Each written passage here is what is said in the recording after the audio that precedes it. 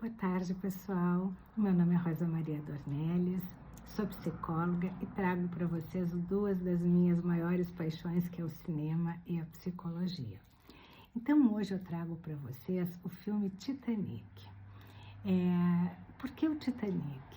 Tem uma cena que, quando Rose chega depois do naufrágio em Nova York, ela ainda está com o casaco ainda molhado, cabelo molhado, e ela então, ao levar a mão ao bolso, ela percebe que o coração do oceano ainda se encontra com ela. Aquela joia raríssima, de um poder, um valor aquisitivo bastante alto. Mas isso só é revelado pra gente quase que no final do filme, e isso tem um propósito. Primeiramente porque se a gente trouxer essa história para os dias de hoje, a gente vê o quanto nós precisamos de coisas para colocarmos no nosso dia a dia numa meta alta demais, né? É como se a régua chegasse numa altura que a gente quase não consegue alcançar ou que fica difícil. Isso gera tantos outros transtornos. E a Rose, né, vem mostrar isso pra gente lá no ano então que se passa o filme.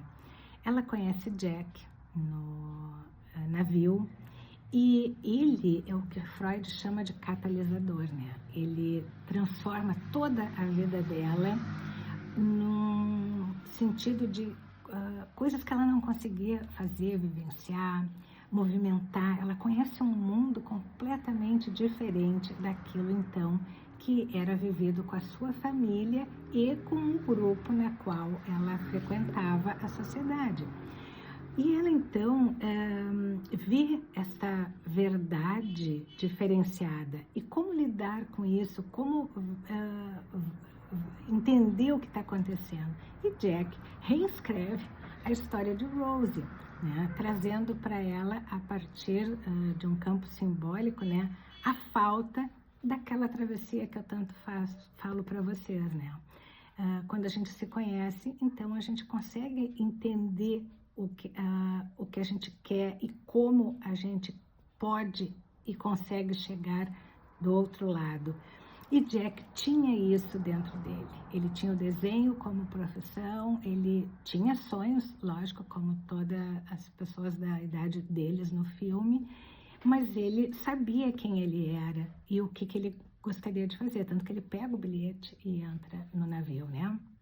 Então, quando Rose chega na Estátua da Liberdade, ela começa a fazer a travessia dela, ou seja, ela muda até o sobrenome, né? Ela se distancia, ela não perde só o Jack, ela perde mãe, ela perde o noivo, ela perde Jack e toda a história então que ela havia vivido até ali.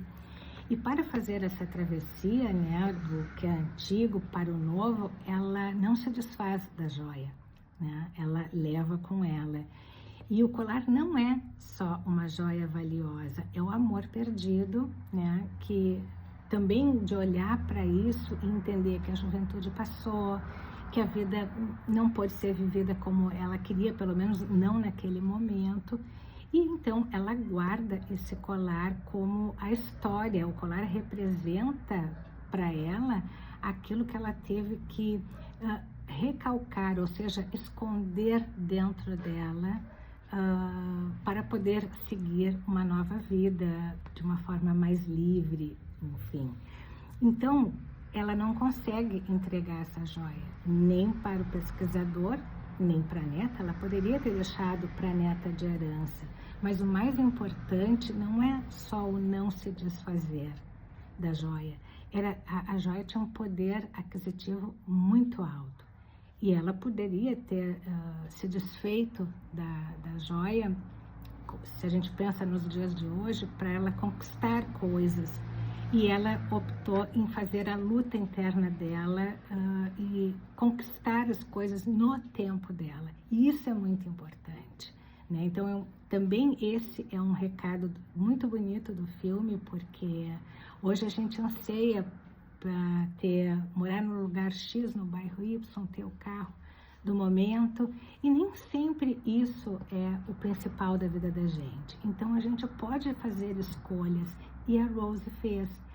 E quando ela joga o coração do oceano no mar, eles ficam loucos porque não entendem isso, mas ela diz uma frase que surpreende a todos ali, né? Ela diz que Jack a salvou de todas as maneiras que uma pessoa pode ser salva.